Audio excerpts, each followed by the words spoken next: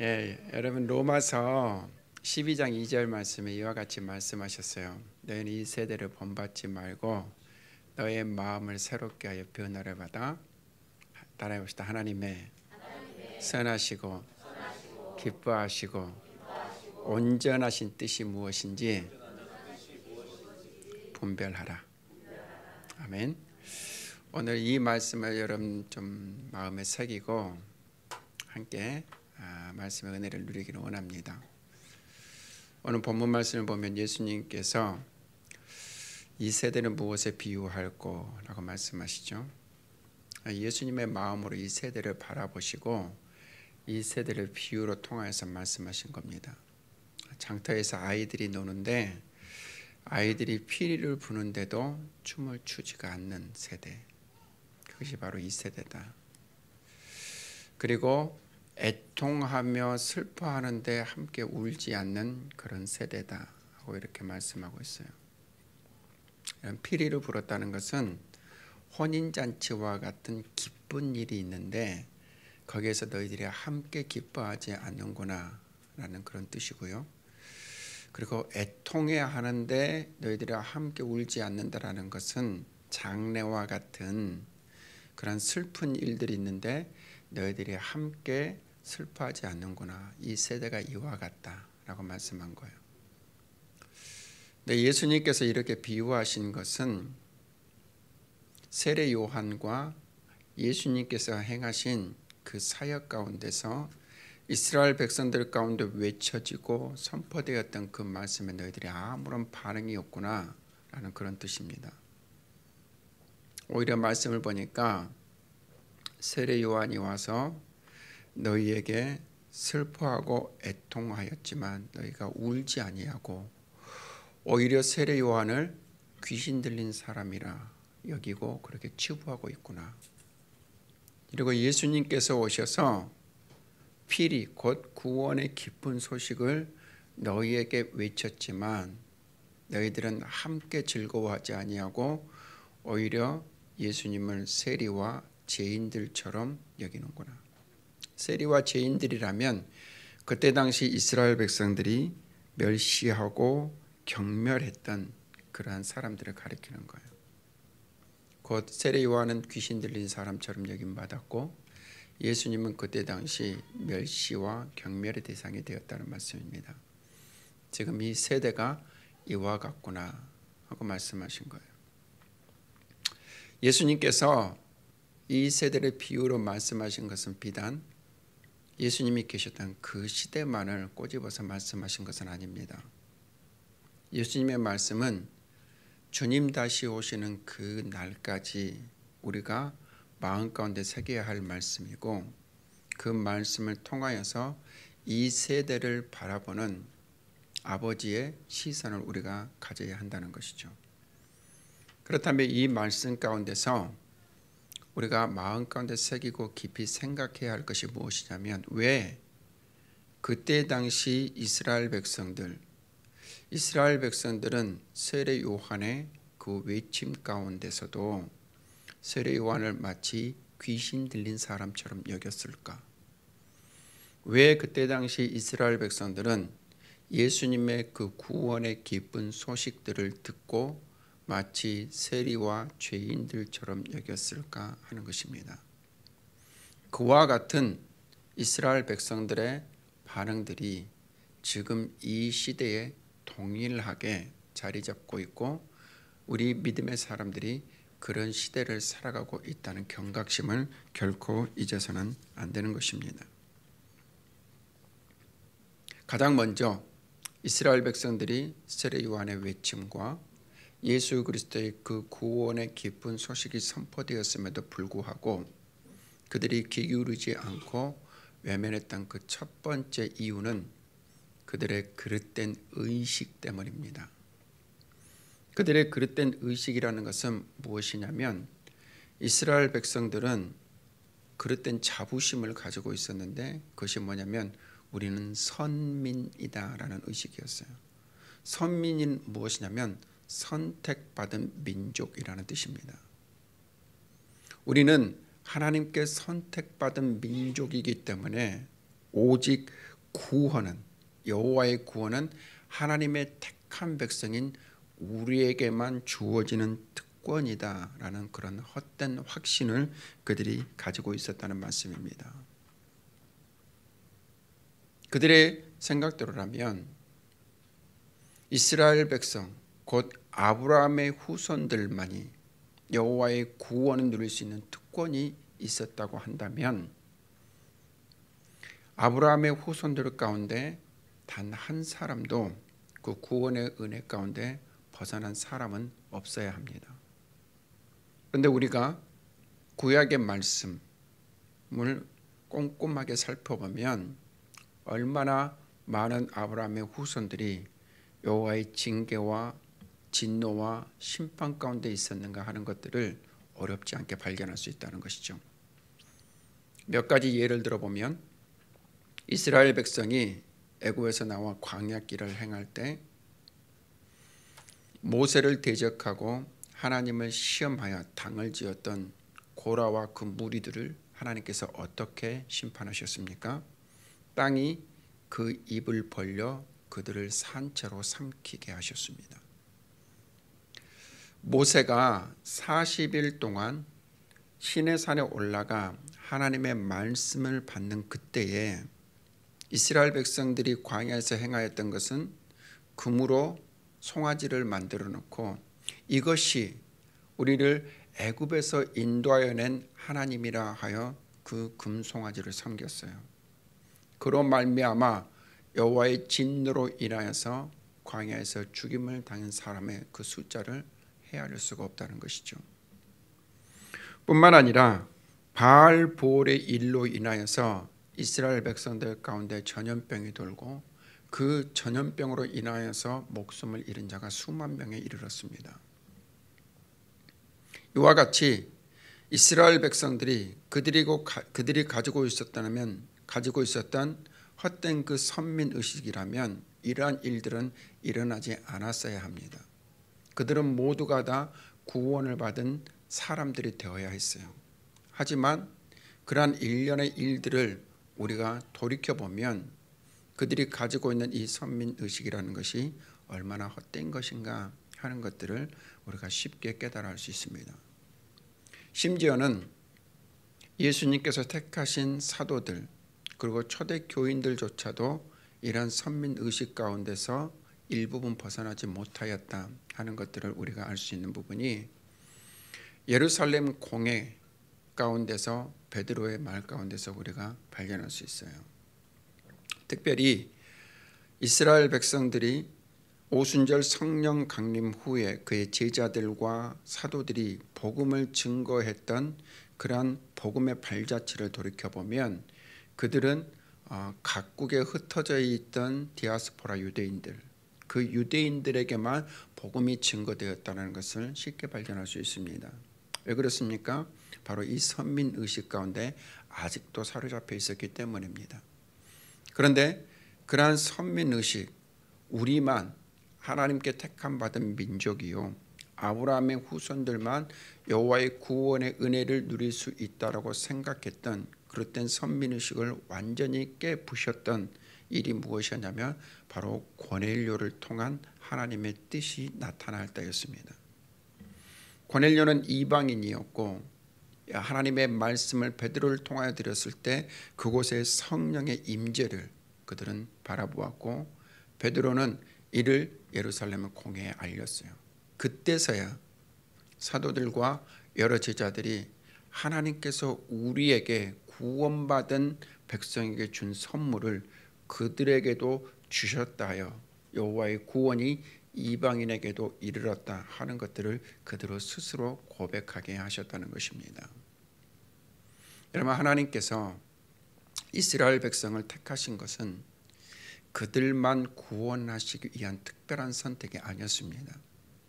오히려 하나님께서 이스라엘 백성들을 선택하신 것은 그들을 제사장 나라 삼으사 그들로 하나님의 구원을, 하나님의 나라를 모든 민족과 열방 가운데 선포하게 하사 그들로 하여금 하나님의 나라를 바라보게 하는 통로로 삼으시기 위하여서 이스라엘 백성들을 선택하셨다는 것이죠.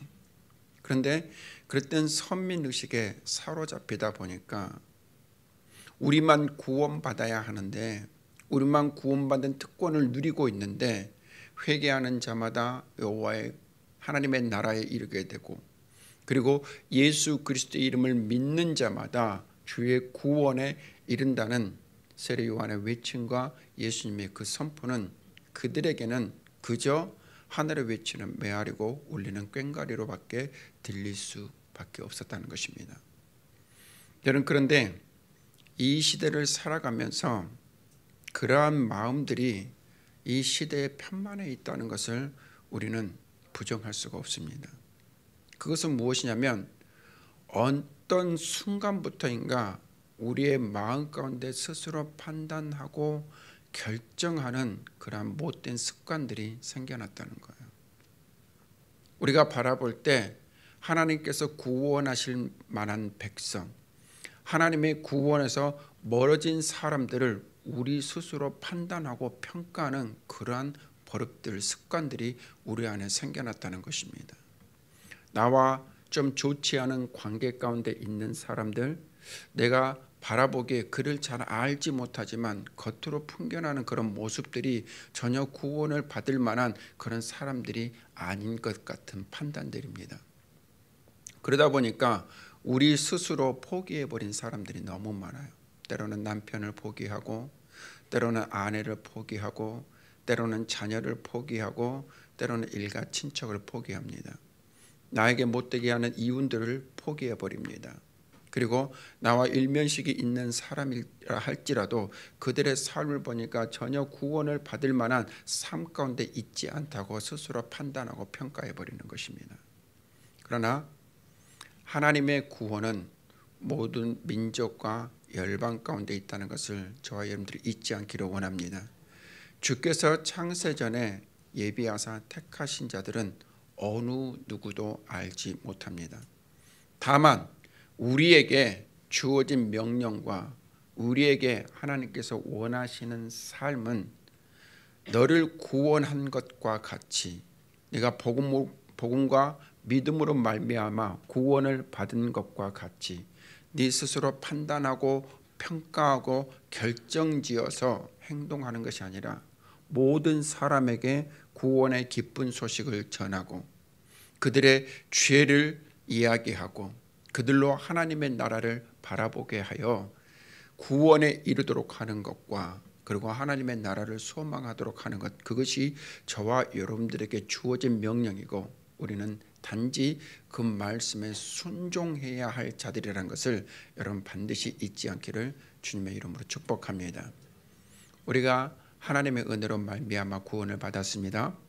그러므로 우리 스스로가 하나님의 뜻에 합당하지 않게 하나님께서 정하신 바가 마치 나의 뜻과 동일한 것처럼 여러분들이 여기고 판단하지 말고 다만 나에게 주어진 것은 사람과 인종과 국가를 모두 뛰어넘어서 구원의 기쁜 소식을 통하여 그들로 하여금 하나님의 나라를 바라보도록 하는 일에 우리로 하여금 부르심을 받았고 쓰임받고 있다는 사실을 잊지 않기를 주님의 이름으로 축원합니다. 이것이 이 시대 가운데 저와 여러분들이 하나님의 선하시고 기뻐하시고 온전한 뜻을 분별하여 행하는 삶인 줄로 믿습니다. 두 번째로 세례 요한이 회개를 외치고 예수 그리스도께서 구원의 기쁜 소식을 선포하는 그때에 이스라엘 백성이 그들의 외침과 선포에 귀 기울이지 않고 마음을 열었지 않던 두 번째 이유는 그들의 그릇된 구원관 때문입니다. 여러분, 이스라엘 백성은 철저하게 그들의 구원은 단 하나를 통해서 이루어진다라고 생각했습니다. 그것은 뭐냐면 율법의 철저한 순종과 행함입니다. 예수님 당시 이스라엘 백성들에게는 하나님께서 모세를 통하여서 주셨던 율법, 그 계명의 말씀과 장로의 유전을 따라 적어도 이스라엘 백성이라면, 하나님의 백성이라면 이 정도는 지켜야 한다라고 만들어졌던 623가지의 율법이 그들의 삶에 있었습니다.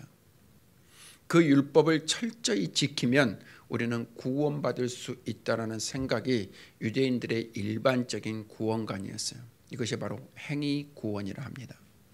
그런데 바울은 로마서를 통하여서 그들이 가지고 있던 이 구원관에 대해서 철저하게 그들이 가지고 있는 생각들이 그릇되었다는 것을 알리는 것이 행위로 말미암아 구원받을 수 없다.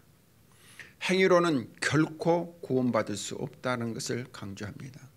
그러면서 예를 들었던 것이 그래 너희들 가운데 623가지의 율법이 있다.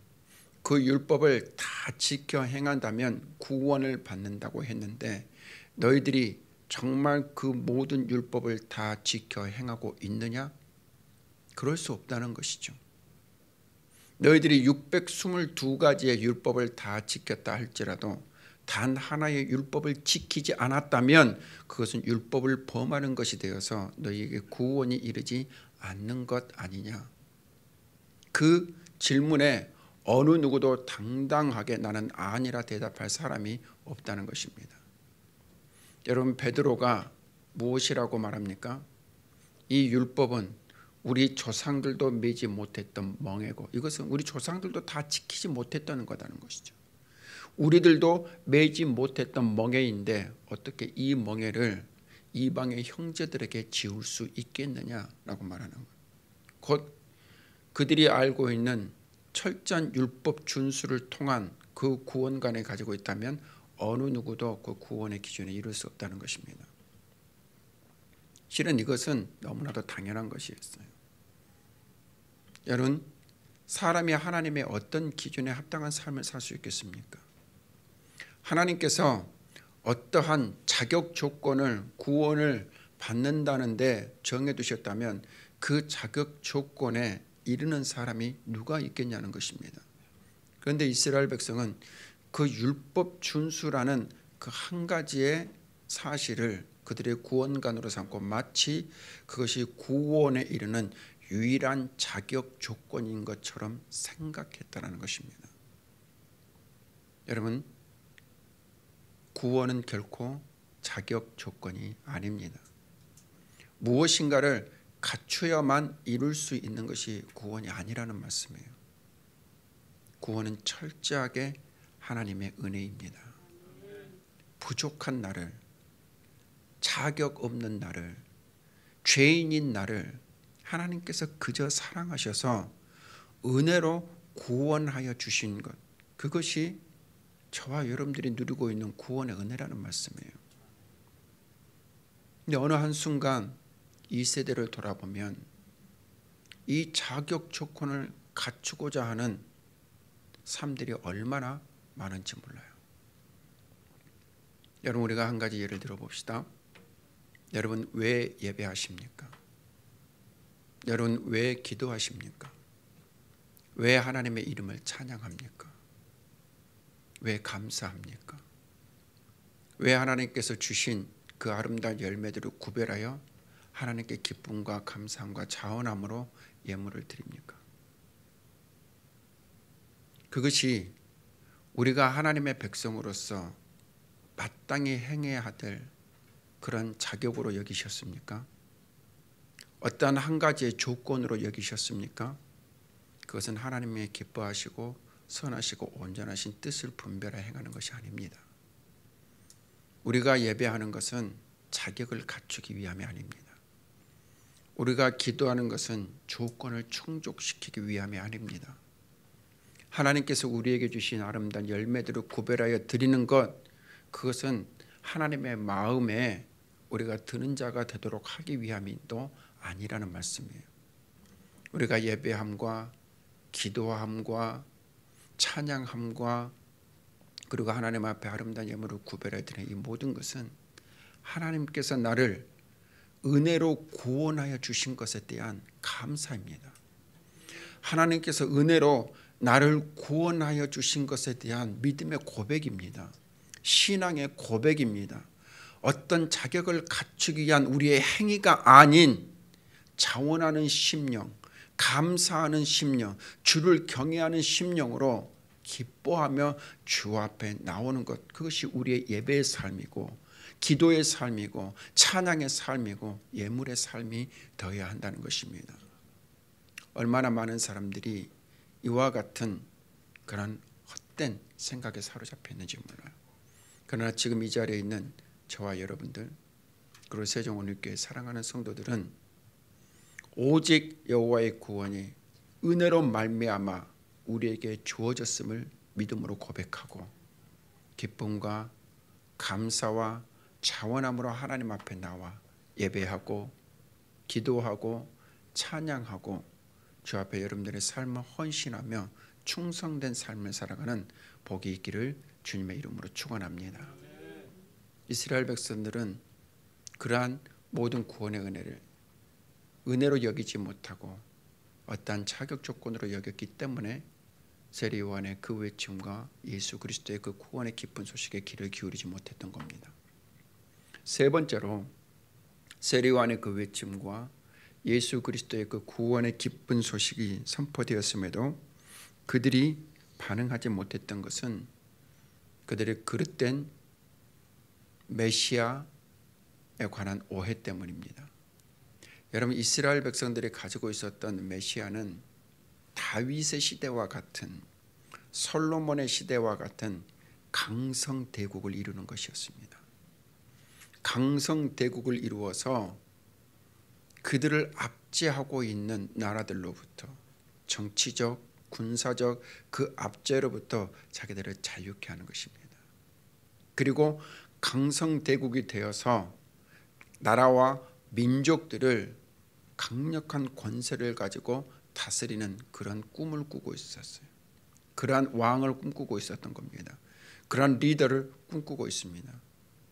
지금도 보면 이스라엘의 그 국기 가운데 있었던 별을 무엇이라 말합니까? 다윗의 별이라 하죠.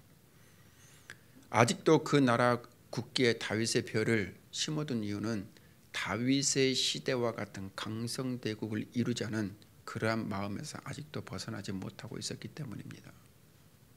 그런데 그들이 그와 같은 메시아, 그와 같은 지도자, 절대적인 왕권을 가진 구원자를 바라고 있었는데 세례 요한은 회개를 외칩니다. 하나님의 나라가 가까워왔으니 회개하라는 것이죠. 회개하지 않으면 너희들에게 여호와의 심판이 임할 것이라는 것을 선포합니다. 그들이 바라왔던 그러한 메시아에 대한 생각과는 전혀 다른 그런 외침입니다. 예수 그리스도께서 곧 하나님의 아들이라 일컫는, 세상 모든 죄를 지고 간 하나님의 어린 양이라 일컫는 예수 그리스도께서 이제 우리가 힘을 합하여 우리가 우리의 모든 압제로부터 벗어나 강성대국을 이루자, 그런 능력과 권세가 내게 있다라고 말한다면 모르겠지만 주님께서는 믿음으로 말미암아 구원 얻는 것을 말합니다. 하나님의 영원한 구원 계획은 그리스도의 십자가를 통하여서 흘린 그 피로 말미암아 속량고 제사함을 받고 그로 말미암아 우리가 영원한 하나님의 나라를 유업으로 받는다는 오직 믿음을 말합니다. 그들이 구하고 바라고 소망했던 그러한 지도자의 모습은 아니었습니다. 그렇기 때문에 이스라엘 백성들은 자기가 이미 정해놓은 그런 기준, 원하였던 사고, 그러한 기대, 바람 가운데 요한과 예수 그리스도의 그 생명의 복음이 미치지 못하는 것 같아서 그들의 말에 귀를 기울이지 않고 오히려 외면했다는 것입니다. 여러분, 이것이 무엇 때문입니까? 사람들이 그 죄의 욕심과 옛사람의 습관 가운데 굳어져 버린 고정적인 그러한 죄의 결정들을 선하고 온전하신 하나님의 뜻에 굴복시키지 못했기 때문입니다. 그때 당시 영적인 지도자들이 깨어 있어 하나님의 뜻을 분별하고 하나님의 영원하신 구원 계획은 이와 같다 하는 것들을 이스라엘 백성들에게 가르치고 그들의 그릇된 메시아에 대한 구원관을 깨뜨렸다면 그들이 세례 요한의 외침과 예수 그리스도의 그 구원의 기쁜 소식에 귀를 기울였을 것이지만 지도자마저 시대의 현실에 타협해버리고 이스라엘 백성들은 그 죄의 욕심과 옛사람의 습관에 사로잡혀 그들 스스로가 정해놓은 메시아에 대한 그 기대와 사고 때문에 정작 하나님께서 그들을 구원하시기 위하여서 보내셨던 세례 요한의 그 외침과 예수 그리스도의 그 구원의 기쁜 소식에 귀를 기울이지 못하는 안타까운 일들이 벌어지고 말았다는 것입니다. 우리도 지난 주일에 함께 나누었던 그 말씀 여러분 기억하십시오. 여러분들 스스로를 하나님의 뜻 가운데 굴복시키기를 주의 이름으로 축원합니다. 여러분들이 죄의 습관과 옛사람의 욕심을 따라 기대하고 소망했던 것들을 내려놔야 합니다. 무엇을 기대했든지 무엇을 소망했든지 무엇을 바라보았든지 가장 먼저 우리가 비추어 봐야 할 것은 나의 이 생각, 나의 이 기대, 나의 이 소망이 정말 하나님의 뜻에 합당한가를 여러분 비추어 볼 수 있기를 간절히 소망합니다. 그것이 하나님의 뜻에 합당하지 않다면 그의 선하시고 기쁘시고 온전하신 뜻에 합당하지 않다면 우리는 과감히 그것들을 내려놓고 포기할 줄도 알아야 한다는 거예요. 그래야 들리는 겁니다. 그래야 보이는 겁니다. 그래야 분별할 수 있다는 거예요. 이 세대와 똑같이 그 죄의 욕심에 사로잡혀 무엇인가를 구하고 기대하고 소망하여 마치 내가 기대하고 소망하는 모든 것들을 들어줘야 하는 것처럼 여러분들이 믿음의 생활을 한다면 결코 이 세대에 구별된 하나님의 사람으로서 살아갈 수 없습니다. 그러므로 오늘 우리 주님께서 이 세대를 향하여서 말씀하신 것을 여러분 기억합시다. 이 세대 가운데 하나님의 기쁜 소식이 들릴 때 우리는 함께 기뻐해야 합니다. 이 세대의 죄악을 바라보고 애통하는 심령으로 외치라 할 때 우리는 아버지의 마음을 가지고 이 세대를 향하여서 외치는, 애통하며 외치는 자들의 삶을 살아야 한다는 것을 여러분 반드시 기억하기를 원합니다. 나의 뜻과 나의 의지와 내 스스로의 판단을 죽이고 하나님의 선하시고 기뻐하시고 온전하신 뜻에 내 삶을 굴복시키고 그 뜻에 순종하며 충성하며 살아가는 삶, 그것이 우리가 이 시대에 이 세대에 구별된 삶을 살아갈 수 있는 유일한 길이라는 것을 여러분 반드시 기억하기를 원합니다. 다시 한번 로마서 12장 2절 말씀을 여러분 마음에 새기십시오. 너희는 이 세대를 본받지 말고 마음을 새롭게 하여 변화를 봐라. 하나님의 선하시고 기뻐하시고 온전한 뜻이 무엇인가 분별하라. 왜 분별하라 말씀하십니까? 그 온전하시고 선하시고 기뻐하신 뜻대로 살아가도록 하기 위해서입니다. 자, 여러분들이 오늘 주님께서 이 세대를 본받지 말고 하나님의 기뻐하신 뜻대로 살아가기를 원하셨으니 저 여러분들의 모든 삶이 이와 같이 영적 분별력을 가지고 이 세대에 구별된 거룩한 하나님의 사람으로서 살아가는 복이 있기를 주님의 이름으로 축원합니다.